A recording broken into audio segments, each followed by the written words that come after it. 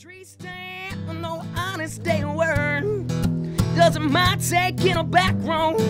I'll get a little mud on her shirt. Can I bring her home to mama? Can she load or clean a gun? If she can sit still in a tree stand, well, I reckon she's the one. She ain't gotta be a 10. I ain't doing that again. She's just gotta understand this good old. So I'm here on the inaugural version of the Porch Sessions, live from Hattiesburg, Mississippi, and I'm here with Gary Stanton, who's a junior at the University of Southern Mississippi and the Entertainment Industries program, and also a songwriter. And thank you for being here. Well, thanks for having me, Drew. I appreciate you doing this. One of the things that we want to do with the Porch Sessions is that we want to celebrate the music, the culture, and the arts, the food, the lifestyle of living here in the South. And I want to thank you again for being our guinea pig. It's no problem, anytime. So kind of what I want to talk about here, I want to talk about your life growing up in the South. And now, where did you grow up? I actually grew up in Mobile, Alabama. It's about an hour, 15 minutes east of here. So, it's close enough to home, but far enough away. So. Great. And so now what brought you to the University of Southern Mississippi? Well, to be honest, let's just be frank. I guess it was I didn't have much anywhere places else to go besides here or University of South Alabama in Mobile, and I didn't want to live at home. I kind of wanted to experience, doing something else and going off and having the real college experience. So, but ever since I've got here, I've loved it. So, especially the EI department, it's really been cool. Well, it's a great city. There's a lot to be offered with here. So what I want to talk a little bit about now. So what was your life like growing up in Mobile? Like, what were some of your favorite moments of growing up in the South? I don't know. It was pretty simple. It was slow paced, and I just really enjoyed being around my friends and family, and growing up in the church and that kind of stuff, and little league games to Friday night football games in high school and stuff like that, and going hunting and fishing with friends, that kind of stuff. Nice. So now Mobile, I guess for a lot of people who are watching this who maybe aren't from the South, now Mobile is on the coast. Right. Now, so how much of your life did you spend growing up on the water? Was there any certain things? I know we talked about a certain activity you used to like to do at night. Yeah. Actually, it's PG version, definitely. Yeah, so. PG version. But no. Yeah, my house is actually only a couple miles from the water, actually, on the coast, the Gulf of Mexico. And what we like to do is, my family, we'd always fish and stuff like that. But there's one thing we always did late at nights. It's called frog gigging. Frog gigging? Yeah, frog gigging. And what pretty much it is me and my friends, we just go out late at night when the tides were low. And you get a Q-beam light and you shine them and find those suckers over there on the side of the water, and you see their eyes and stuff like that. And you go over there, get that gig, which looks like a overgrown fork. Get them up. That's the vegetarian version. Yeah. Right? So, okay. Well, that's great. I mean, that's something that's definitely a unique thing to growing up in the South. So, and I grew up in the South as well too. Right. And one thing that I find is that the culture of living here and growing up here, it just permeates every single thing you do. It permeates your writing, your sort of your outlook on life, good and bad. Now you as a songwriter, how has this affected the way you write songs? Well, I mean, growing up in the South, like I said, it's a slow-paced culture, and my influences are usually from the country aspect. That's what I love. But it's not just like the sound of it; it's more just like the storytelling. Right. And I love listening to a song where you can actually just relate and be like, man, I can go back to that. I remember that time when I was with my buddies or with a girl or whatever it is. Always got to grab the girl song. For sure. So, well, I tell you, what I wanted to do is that now, do you have a song you want to share with us that has got some elements of your life going to the South? I mean, do you want to set us up with a song? Yeah, I got one. I'll start off with one. It's called Tree Stand. I wrote it over the summer, and pretty much what it's about is finding that woman who is, down home, just like country. It's pretty much like the theory of if she can sit still in a tree stand, she's the one. So, but I think that's a country hit right there. Yeah, it might be. Let's hope so. Well, I mean, if you don't mind, we'd love to hear it. Okay.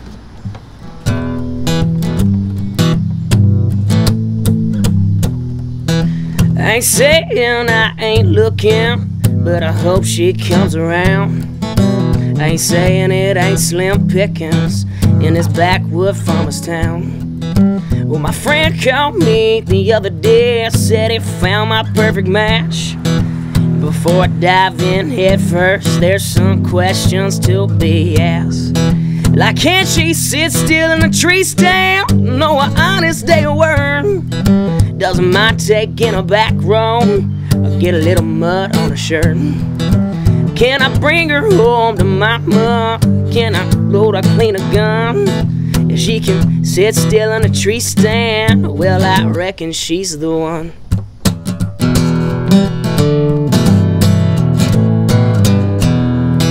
I ain't into prima donnas or them daughter pageant queens. She ain't gotta wear all the makeup or rock a pair of cut-off jeans. She ain't into all that organic stuff, loves fried chicken with her greens. And she has to be tough and don't mind getting rough, if you know just what I mean. But can't she sit still in a tree stand? No honest day of work. Doesn't mind taking a back row or get a little mud on her shirt. Can I bring her home to mama? Can she load or clean a gun? If she can sit still in a tree stand, well, I reckon she's the one. She ain't gotta be a 10, I ain't doing that again. She's just gotta understand this good old boy and the life she's getting in. But can't she sit still in a tree stand? No honest day of work. Doesn't mind taking a back row, get a little mud on her shirt. Can I bring her home to mama? Can she load or clean a gun? If she can sit still in a tree stand, well, I reckon she's the one. Well, if she can sit still in a tree stand, well, I reckon she's the one. Right on. That's great, man. Yeah, that's awesome. So, to me, that was like the quintessential Southern song. Yeah. If she's out there, I mean. Definitely. So, well, you know, and I got to go there now, man. I'm sorry. I got to do it. A lot of songs in the country repertoire, a lot of songs just in general, you know, are relationship involved. You know, you're a young man growing up in the South. I'm sure you've had your share of ups and downs and that. Yeah, for sure. You know, I mean, now talk to me about that. You know, I mean, how have your personal relationships, and not to be too deep here, but yeah, how have your personal relationships affected some of your writing, and have you had, you know, any experiences that you've written about, good or bad? I mean, yeah. Well, I mean, I don't know. Put it this way, I guess, to me, like, after you break up with a girl or whatever, you got a lot of stuff to write about, like to get off your chest and stuff like that. And I don't know, it's just kind of one of those things that it makes it easier to write about if you have that specific thing. And I actually got a song, it's called Hey Darling, and it's really about one of my past relationships. And, you know, you still care about the girl and, you know, about her well-being and stuff, even though she isn't part of your life. But, you know, just hope wherever she is, she's happy. So. Well, you know, coming from Tree Stand, coming to this one, I think, you know, I think we got a story here. They've got an arc of our story here. So, is it the same person? Tree Stand girl? No, actually, I haven't found the Tree Stand girl. So if she's out there, I mean, let me know. If you're out there anyway, give us a call, all right? So, it's a good sounding guitar you have there. What is that? It's actually a Yamaha A series. Sounds great. And I was pretty surprised when I got it. But anyways, so I get started.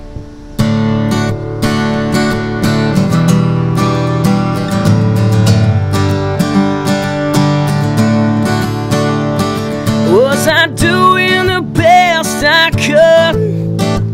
Was I just saying what you wanted me to say?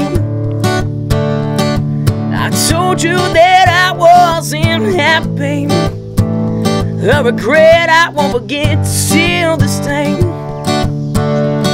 If I could just get out the words I miss you, but I can't seem to get them to roll off my tongue. So I'll drown myself in my sorrows in silence and think about what I could have done. But when I see you, I'll give a hand away. This is what I'd really love to say. You say, darling, I hope that you'll smile tonight. I'm cold and stubborn, praying that he's treating you right.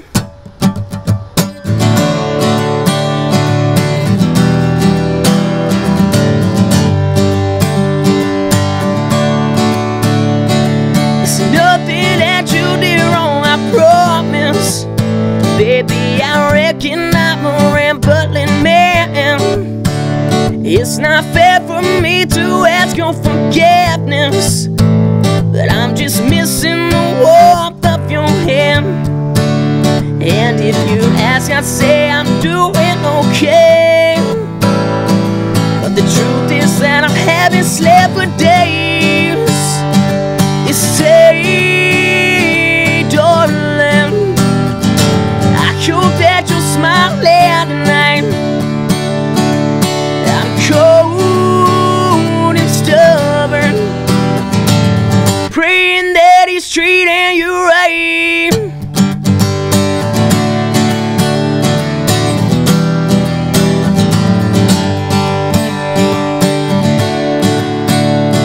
And it hurts to see him holding you tight, in the way that he looks you in the eyes.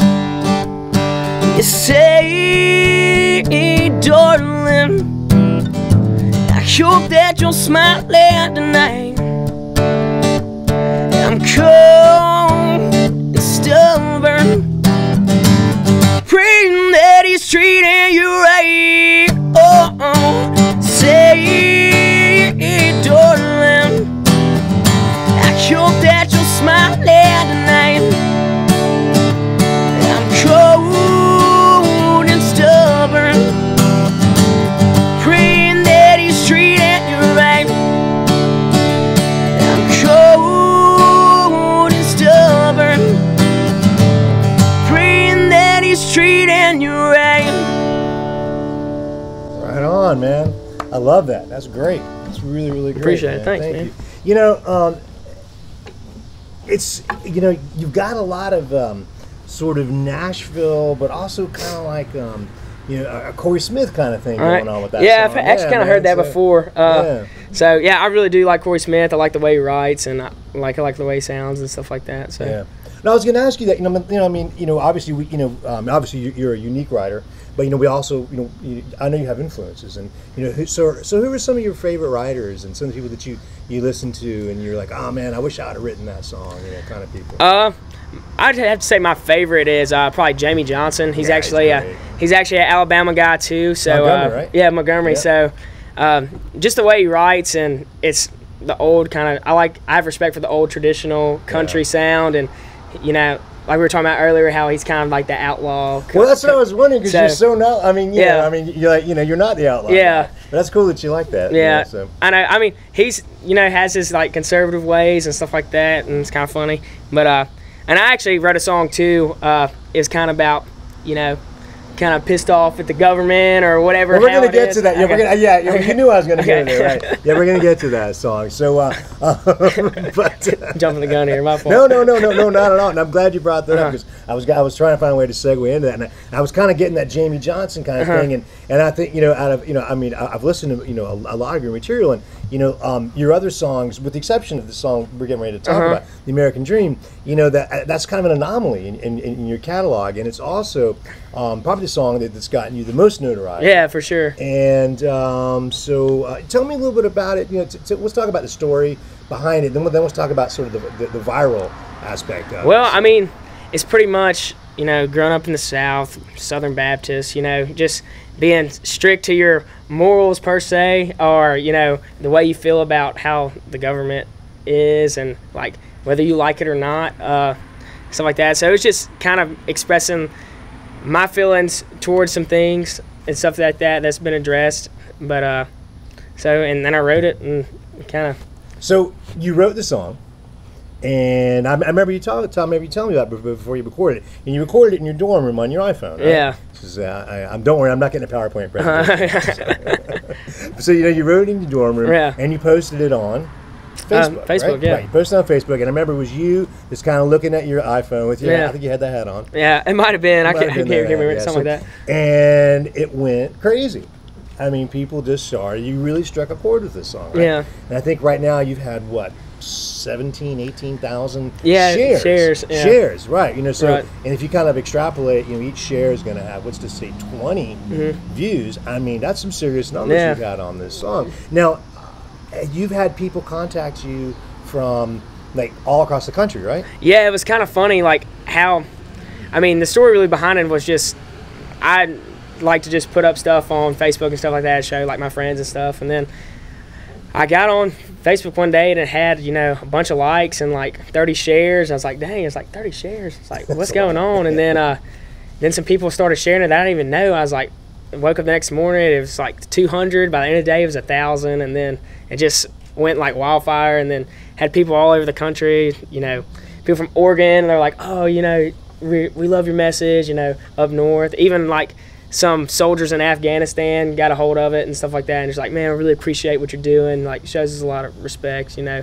where respect sometimes not due anymore. Sure, so, man.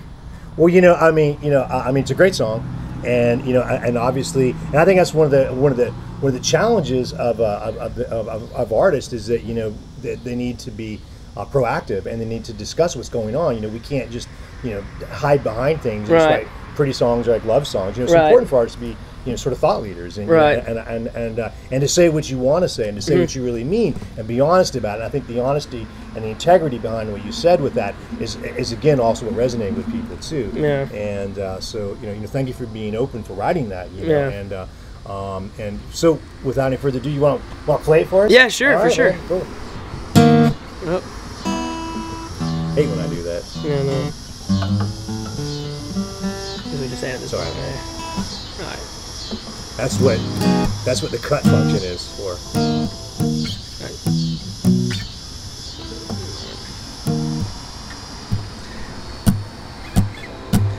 I get pissed off when I watch the news, and a life that ain't yours is yours to choose, and working hard isn't relevant anymore. I break a sweat and they use my cash to feed a man who all it does is sit on his ass, and we teach our kids that's how it's supposed to be. Let me tell you something you won't hear anymore. I heard it from my daddy and it shouldn't be ignored. You won't take my freedom and you won't take my gun. You tried to take my Jesus, what this country's founded on. You might think I'm crazy, and that's alright with me. It's a nightmare what these folks now call the American dream.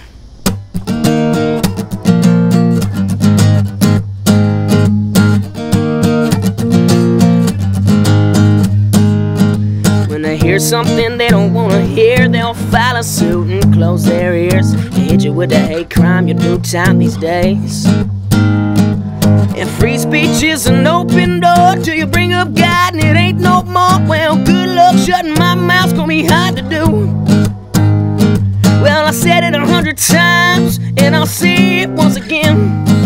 The man's gonna get you down, so you gotta get back up to win. And you won't take my freedom and you won't take my gun. You tried to take my Jesus, what this country's founded on. And you might think I'm crazy, and that's alright with me. It's a nightmare what these folks now call the American dream. Well, I ain't saying it's hopeless, but look at all I did. And a leader who points a finger will never get my respect. So you won't take my freedom and you won't take my gun. You try to take my Jesus, what this country's founded on. And you might think I'm crazy, and that's alright with me. It's a nightmare what these folks now call the American dream. Yeah, you won't take my freedom and you won't take my gun. You try to take my Jesus, what this country's founded on. And you might think I'm crazy, and that's alright with me. It's a nightmare what these folks now call the American dream. It's a nightmare what these folks now call the American dream. on, man. Great. Appreciate it, man. Well, man, I can't thank you enough for joining us here on the. Man. Man, this is the It's a first pleasure. Porch session. Pleasure. How was it? I know it was pretty fun. I just enjoyed the atmosphere. You know, we've got this Good, man. old townhouse in the historical district of Hattiesburg. So Hattiesburg, Mississippi. So I'm going to ask you one more question. So, all right, now for those guys, I love food, right? You know, Okay. I mean, I love food as much as I love music. So I'm going to ask you, what's your favorite Southern food? probably gonna be some kind of. I'd probably say Something fried fried, chicken. right? Something fried. Anything fried is good down here. You know how it is. So, what's your favorite fried food? I'd say fried chicken. Fried chicken? Side of collard greens, maybe some mac and cheese. I don't know. Man, no. Who's got the best fried chicken in the South? Oh, Mama. Your mama does. Oh, yeah. of course. Yeah, you're right. Yeah. Yeah. So, you're right. So now she's going to bring us some now, right? All right, let's hope so. Hey, she probably would. All right. Well, next time we'll get you out there. So, well, man, thank you. Appreciate it, Thanks Drew. for being Thanks on for the having Porch me. session. So, you guys check back in with us next couple of weeks. We'll have some more music and fun and conversations from Hattiesburg, Mississippi on the Porch session. So, thanks, guys. Sounds good.